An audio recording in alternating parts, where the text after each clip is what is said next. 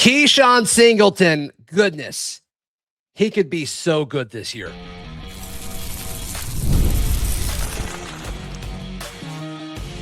You are Locked On Auburn, your daily podcast on the Auburn Tigers. Part of the Locked On Podcast Network, your team every day. Yes, welcome on into Locked On Auburn, your daily Auburn Tigers podcast. I'm your host, Alex Blackerby, and thank you so much for making Locked On Auburn your first listen every single day. Ben Taylor, the host of Auburn Opelika This Morning, and the man over at the Auburn Network family of stations, hanging out with us for a few minutes today. Ben Taylor. Can't say Byrum Brown. Who is your favorite portal addition for the Auburn Tigers so far? It is got to be Keshaun Singleton. And number one, we lost a lot of receivers, so we needed some receivers in the receiver room. He's one of the last to join up / sign / come on board. And I just like what I've seen out of him. And the good news is he's coming with his quarterback. And people ask, they say, how come you like, we need offensive linemen. We probably need some defensive line help. And the reason being is because out of all the woe is me things that have taken place as of late, the two names that you hear are Deuce Knight and Cam Coleman are no longer with the program. This is detrimental to Auburn football. I'm going to say it right now, Zach. I think that numbers-wise, because the numbers for Keshaun Singleton were actually better than Cam Coleman this past year, I think that can transition into a new role that he may have with Auburn and the Auburn Tigers. And before I start getting raked over the coals as far as the mentions, where you go, oh, well, that's because Cam Coleman didn't have a quarterback that could get him the ball. Well, guess what? The quarterback that got Keshaun Singleton the ball is going to be with him at Auburn. Right. So I think he makes a big difference. I think he's a difference maker in conjunction with a lot of the other receivers that are going to be in the wide receiver room.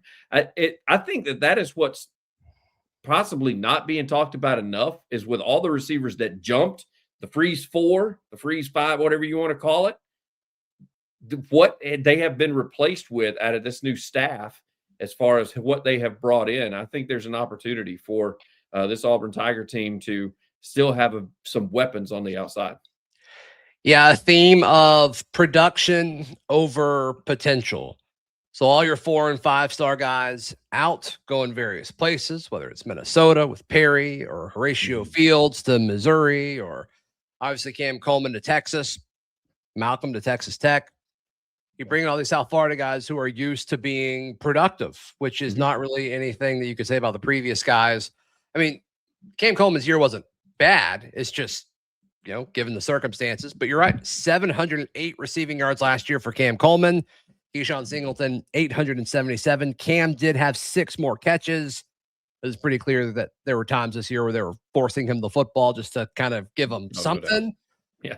But yeah, I do think production at wide receiver, ultimately, when it comes down to it, is all that matters here.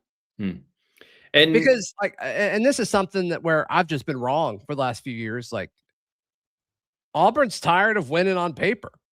Yeah. Like, who cares if you win on paper or not anymore?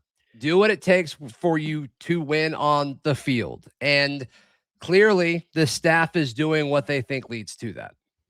And one thing that I saw out of some of the highlights from South Florida and some of the connections that he had with some of the receivers, not everyone, because when they show highlights, of course, you're seeing what the best of it is. I mean, they're not showing you some of the lowlights. We're not, none of that's making its way across Twitter and across message boards and that kind of thing. But I've said before when it came to our receiver room, and I don't know, Zach, if that had to do with routes, if that had to do with coaching, if that had to do with player personnel.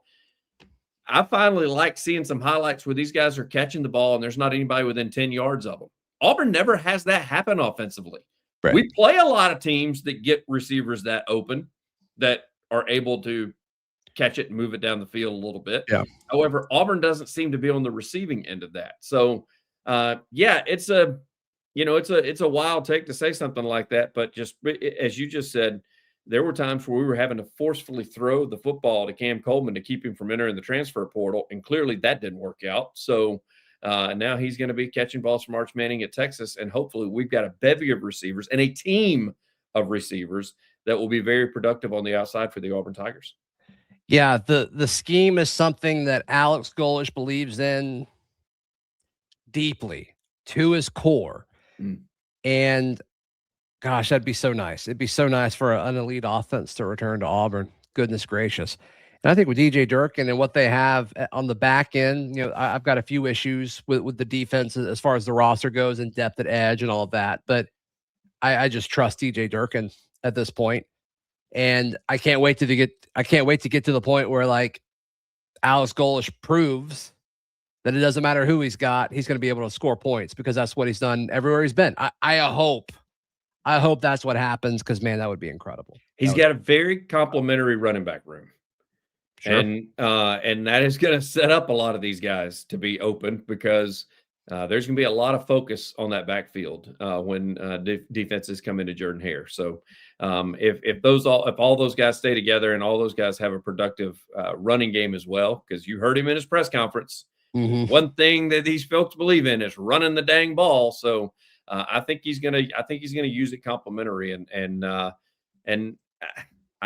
firmly believe that this could be a year that even Singleton, he had that decent year last year, and now he's going to have some other weapons around him that he may not have had at South Florida, and so I think he's going to have an opportunity, and the defense is going to put him in some good spots. As you just said.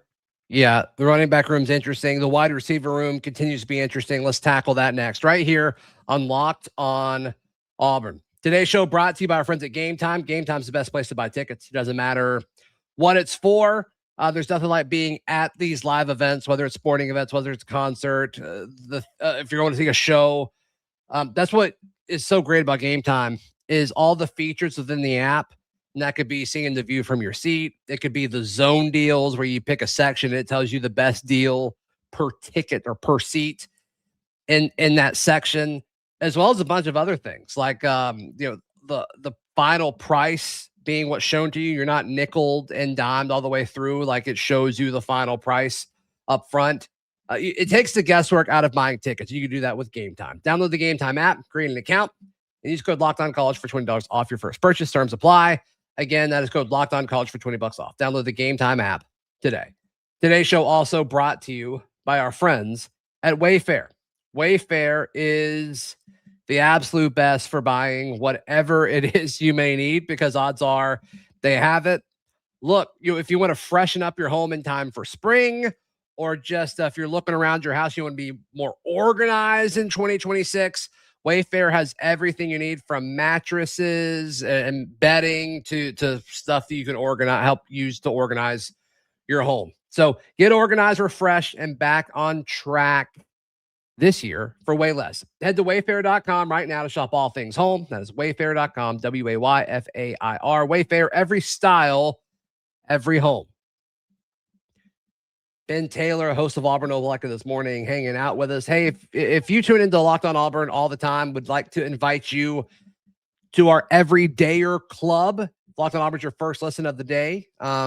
Check out our Everydayer Club. You get access to an ad-free audio feed for Locked on Auburn, which is compatible with Apple Podcasts, Spotify, and every other major podcasting app.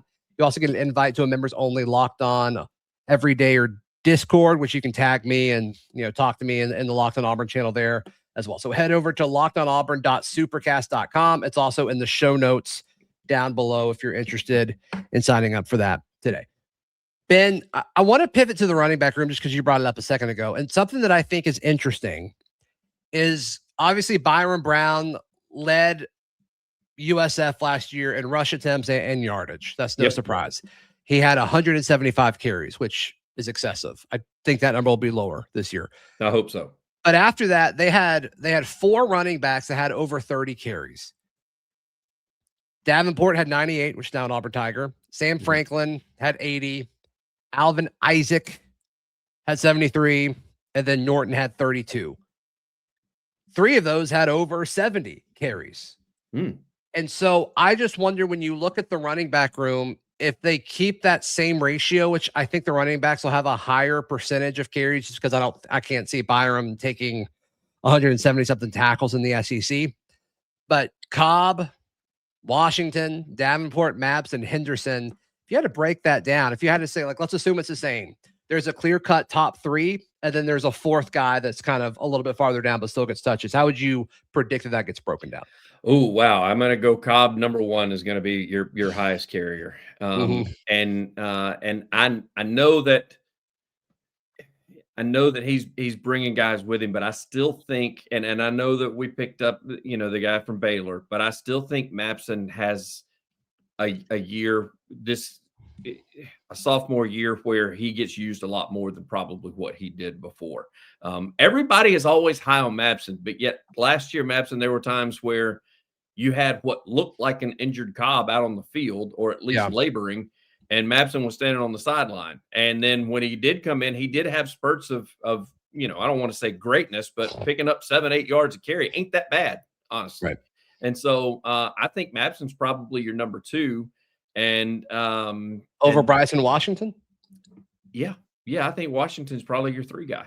And then after that, I think it's kind of a fight for that 4th spot. And in my opinion, I think that's going to have everything to do with practice, because towards the end of the year, Alvin Henderson's the interesting one to me because of what he did in high school. And I told you many, many pods ago, this was going to take a while for him to get adjusted to the game and adjusted to SEC level, because nothing against Elba, but playing against 1 and 2A competition against Division I competitions, 2 different things.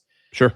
Towards the end of the year, if you noticed his motor and some of the coverages that he was on as far as kickoff and punt coverage and that kind of thing, when he got used very little, the speed is there. And I don't know if it's them helping him learn to find the hole quicker, or I don't know if no word is out there that he had a fumble problem or anything. So I don't think that that's the case. So he's going to be an interesting one that I wonder if he jumps up and grabs that 4 slot. If not, go ahead and tell you now, it looks like he probably would be in the portal by the end of the year. I'm a little surprised Henderson didn't portal, but I mean, we heard reports early on that the staff really likes Alvin Henderson, and so maybe they're able to sell him some sort of future here. And just for the sake of folks know where I stand, I think Cobb, Washington will definitely be the leading 2 rushers in the running back room as far as carries go. I'm kind of curious if we see Davenport and Mabson, if they're going to have a battle, or if maybe like last year at USF, there were 3 guys and then a big drop off to 4th, or do you see 1 and 2 and then a big drop off to and then 3 and 4 similar? Be curious to see what that looks like. Davenport has the age. Davenport knows the system. Like, I think a lot of indications would point towards Davenport over Mabson, but man, I think next year, I think Mabson is in this offense and has a chance to lead the SEC in rushing next year in 2027. That's kind of what I'm waiting on with Omar Mabson. See, when you say that too, when you say next year has a chance to lead the SEC in rushing, I'm being a little dramatic there because we're gonna have to see, who's the quarterback and all of that. But I'm with you. I believe so much in Omar Mabson. And we got to see, what the upside for this, a running back, an individual running back can be in the system. Because if he's going to rotate guys like that every year, then you can't lead the SEC in rushing. You're playing too many guys. You don't get enough touches, right? Yeah. But we don't know what that looks like. Did he feel like Davenport and the rest of those guys last year were pretty equal, and so that's why? Or if it's Cobb and Washington, and he feels like those 2 guys are way better than the other 2, and then maybe he sees Davenport as the guy next year, have a 1-2 punch with him and Mabson, that would make sense as well. I'm going to be so interested because Golesh and his staff talked about how much tape they've watched, how much they've seen tape. When spring rolls around and spring ball rolls around and 8A just being announced, earlier today, I'm going to be interested from what they saw on tape to then when they get side by side with these guys and they get to see, the bird's eye view. You and I having this same conversation after spring is over, and we see where we think the lineup may be, because I think that Cobb proved what he could do on the field via tape. And I think that they know that just when he walked in the room, they probably just looked at him in a t-shirt and thought, yep, this is our guy. We don't need to lose him. So, but I still think Mabson, I'm with you. I still think Mabson with the potential of what he can do next year, I think he sneaks in there and gets a lot of touches at the end of the season. Yeah, I love Omar Mabson's game. Looking at what they did in 2024, and this is when Byrum Brown missed a good chunk of the season. They had a guy named Kelly Joyner. He had 121 touches. Naquan Wright had 109 touches. And then there was a bit of a drop off there. Teron Keith had 78.